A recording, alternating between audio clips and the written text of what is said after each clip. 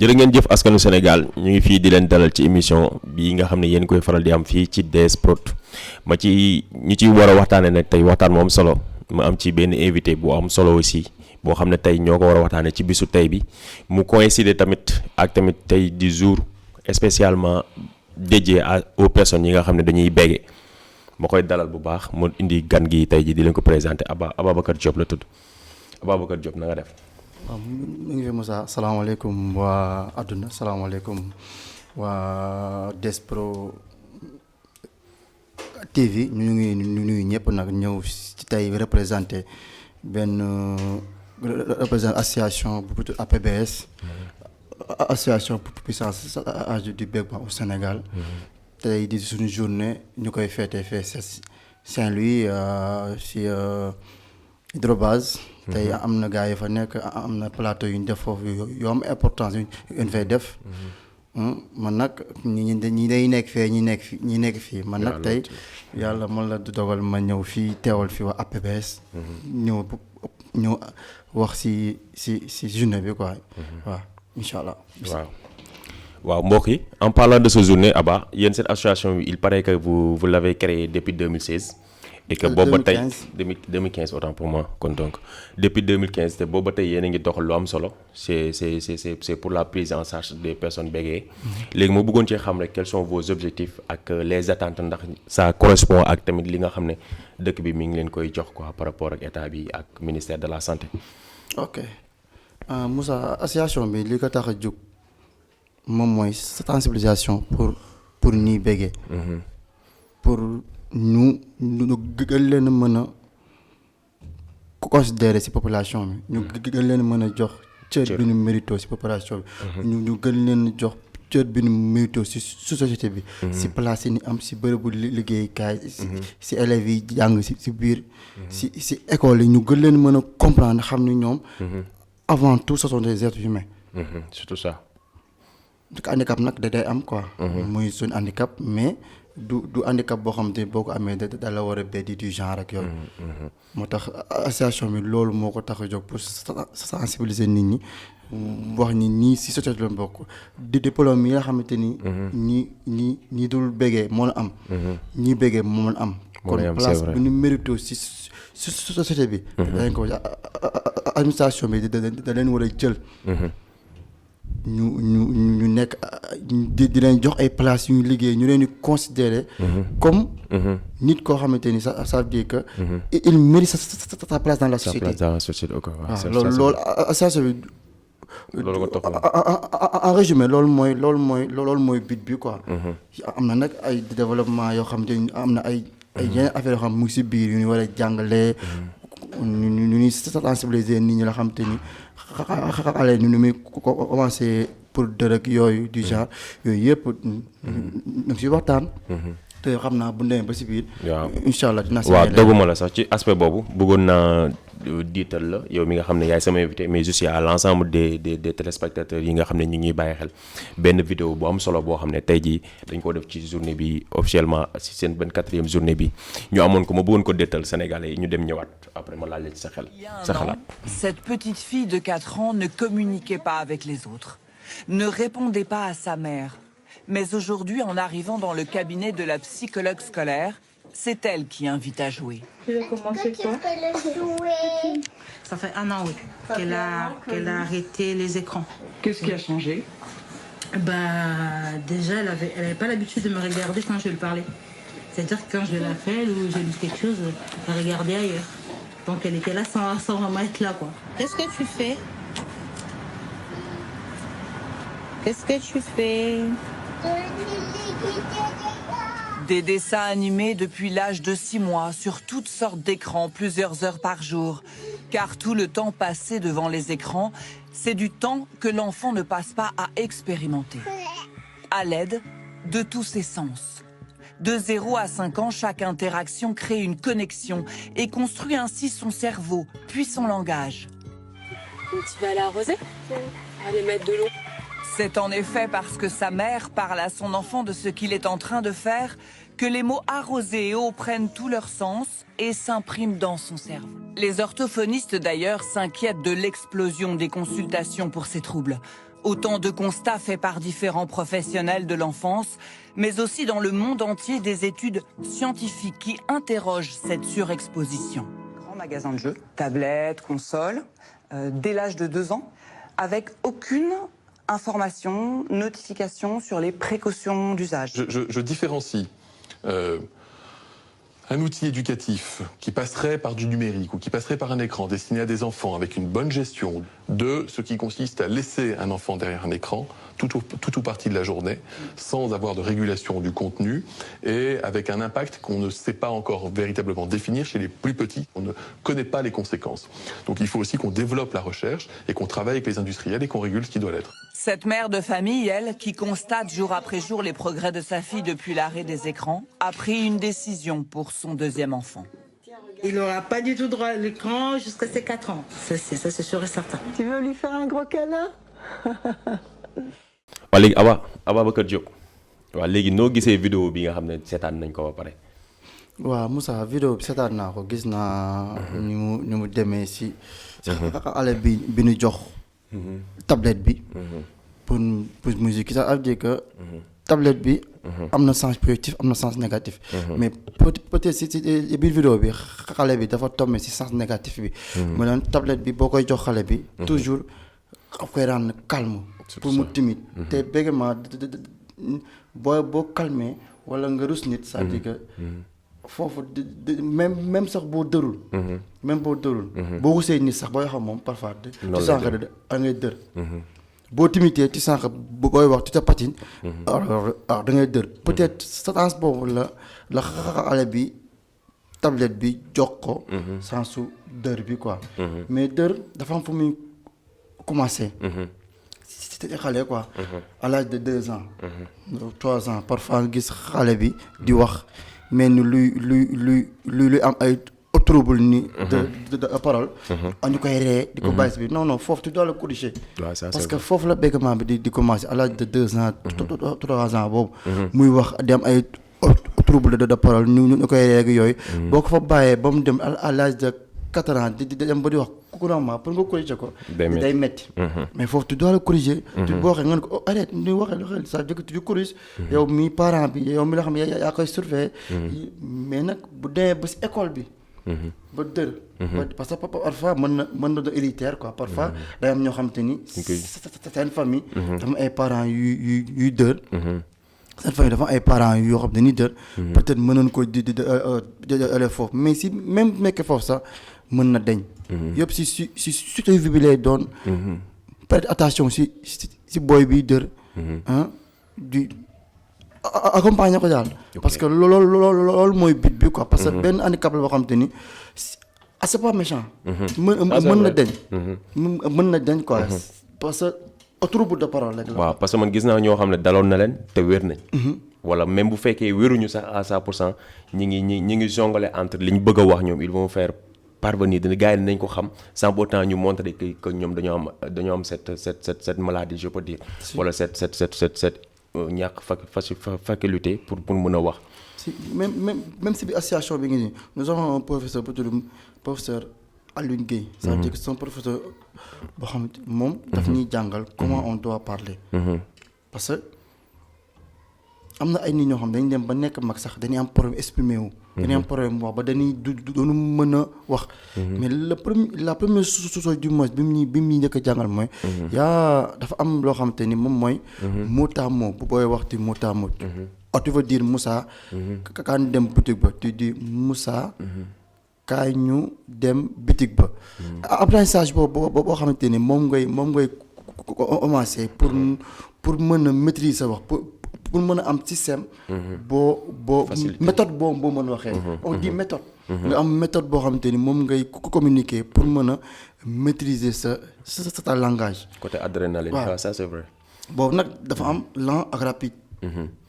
méthode bi ma indi sànq mooy méthode lent. yaa nga benn méthode. Moussa kaan nu dem bitig ba.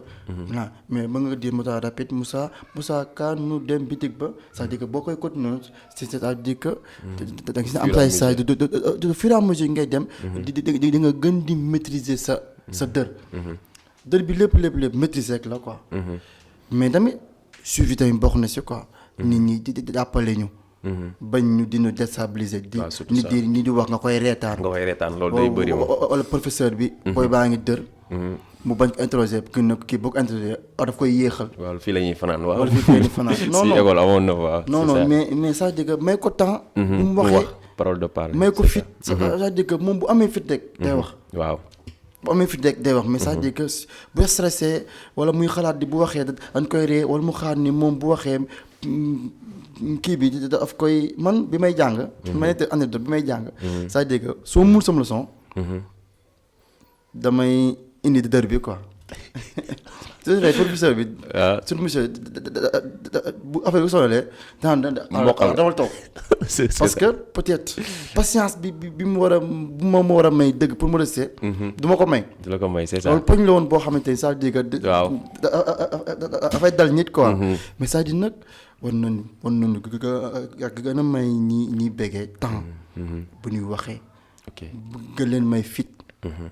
parce que du handicap bu metti quoi pour dire. surtout ça peut-être nit ki mooy ràndal kooku pour mu metti. mais du handicap bu metti quoi. parce que amee ko temps amee ko fit moom day dem. incha allah ok waaye Aba je trouve que sa analyse bi c'est vraiment pertinente parce que tamit xam nga ça regorge moo taxoon sax ma bëggoon dënmal gars yi vidéo bi pour wax pertinence yi nga xam ne mi ci biir parce que tey tamit père de famille wala mère de famille ils ont tendance bàyyi seen doom yi.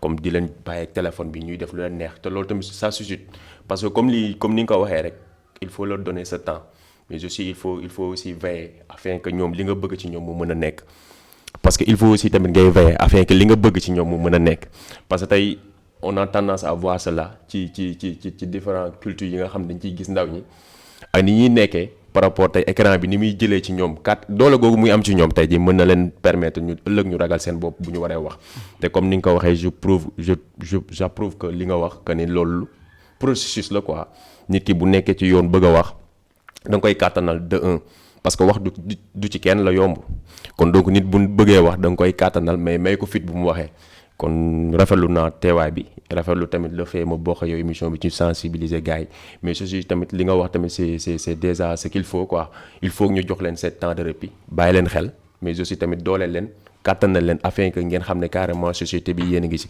te gis naa ne yéen a ngi ciy bay seen waar bu baax a baax te tey seen journée bii di 24e édition bi ça prouve que ne yéen a ngi ci bu baax a baax léegi li ma la bëggoon laaj lu ndaw rek lan mooy faral di indi na laa ko mën a waxee dër bi ci en plein public ne serait-ce que li ñu war a am au fond de moo des wala tamit ñoom au fur et à mesure bu nit ñi bëree parce que man ñi ma gis ñuy dër ñëpp ils ont tendance à tey bu nit bëree wala ñu war a def quelque chose boo xam ne ñoom ñoo ko war a def personnellement tous les yeux sera regardé ci ngay gën a sentir ne ñoom dañuy dër am na ñoo xam ne sax dañ leen di tooñ ne ñoom bu ñuy wax personnellement wala bu ñuy waxee seen gel duñ dër léegi loolu tamit ça rigole ci lu bëri ma bëggoon la cee laaj bu fekkee tam dañu ci mën a wax rek tuuti ñu gën a avancé wala ci biir émission bi. si Moussa loolu li wax dëgg la. mais en temps normal même nit sax bu dërul. bu ay public bu ay nit ñu bëri taxawee la day dër. bu tiitee day dër patiné. day dër waaw day dër mais loolu lépp. dafa am fu muy di apparaît quoi. nga nit ki. bu dëree. bala moo da nga koy may fit. balaa moo ñëw. pour egsi fi mu egsi pour nit ñi mën a kii. parce que nit ki foog nga may ko courage. surtout mu wax. non wax ci kenn la yombul sax. même ku dërul sax. non si wax yombul si kenn. c'est ça sama suñu benn membre bu tudd Bachir. pratiquement sax moom moo ëpp li muy nekk si plateau yi quoi. Bachir maa ngi ko salué parce que Bachir Dieng. war nga benn extrême sànq. moom moo ëpp li muy nekk si plateau yi mu ngi moom. c'est-à-dire que moom dërëm sax. tu sais que. muy amélioré te gën a metti noonu. c'est ça. juste moom au fur et à mesure. de un da ngay gëm sa bopp. waaw soo amee audace bi c'est ça. da ngay gëm sa bopp. gëm ni tu dois parler. gëm sa bopp xam ni yow da nga war a wax. tu dois parler. moo tax soloy vidéo yi tamit am na ci solo. mooy vidéo bu ñu dugal léegi. parce que rien que da nga won xale benn image tout le temps day toog di seetaan. moom il se croit inactif. kon moom jàpp na ne warul participer. xam nga loolu nag image yooyu muy gis tamit mën naa mu jël ci moom benn renvers boo xam ne ça va lui permettre au lieu de parler il préfère visionner. man sama dernier gënoon a metti. c'est ça man dama naan wax di ŋaan dama la wax di ngang ba sama siit baat day taxaw. wala yaa ngi may rappeler kenn am na koo xam ne moom il préfère dóor fii. man même wala di la dóor pour mën a wax. même man j'ai un copain boo xamante ni buy wax day dóor boppam. day dóor c'est ça. amoon naa benn waa Kaas boo xam ne même bu resee day dóor boppam. si loolu day am mais juste ça ñooñu noonu. mën nañ ko dindi pour ñoom. bu ñu amee ku leen si jàppale bu amee ay professeurs yu leen jàppale. parce que surtout suñu association am na benn xale bu jigéen bu fa nekk.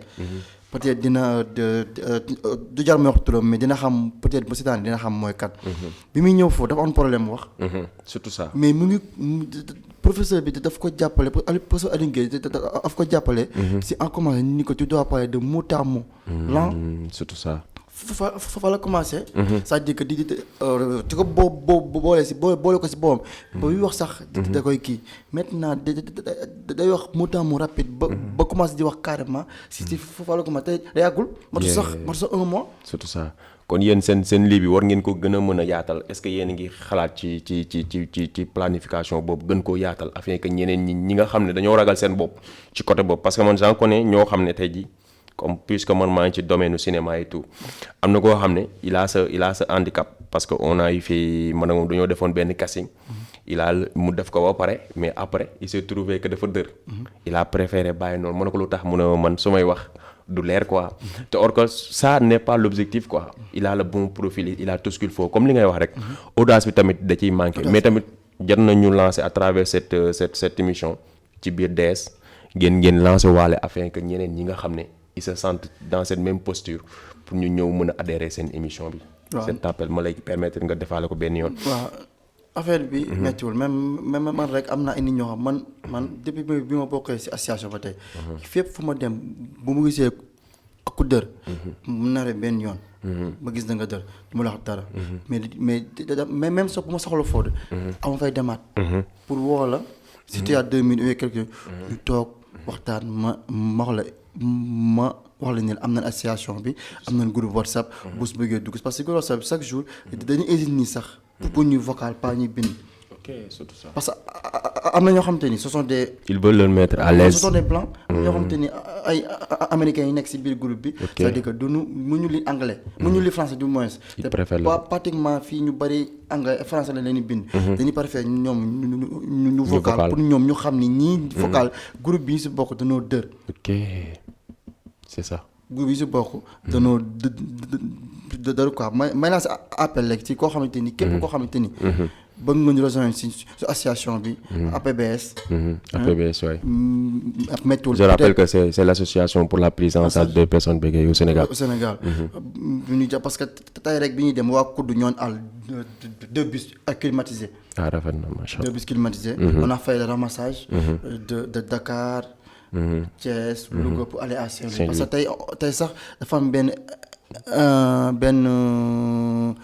rajo benn station bu ñuy ubbi foofu sax à Saint-Louis. à Saint-Louis ça c'est bon. te lañ koy ubbi à Saint-Louis pour lan. mën ñu may fu ñu waxee.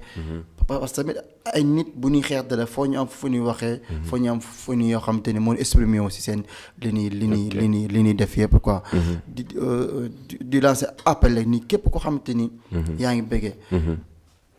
amal gëmal sa bopp. te xam ni yow. nit nga bu war a wax. bul am benn handicap man maay liggéey. damay liggéey. surtout ça. si société laa nekk di liggéey. amoy fa liggéey boo xamante ni.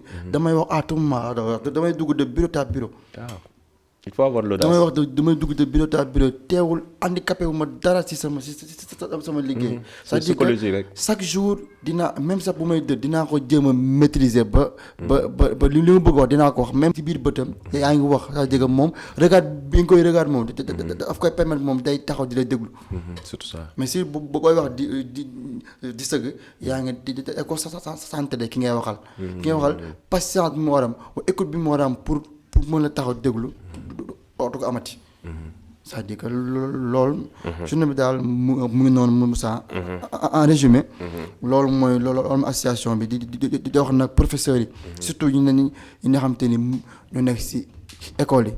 nan di comprendre booy yi. nga xam te ni surtout ça dañuy booy surtout booy yu ndaw yi waaw. na leen comprendre. bu leen ko mu wax. bu leen ko ree bu leen ko déstabiliser. de ce fait dañu koy déstabiliser rek. de plus en plus dafa am complexe wax. dafa am complexe wax parce que day ragal bu waxee dañ koy reetaan.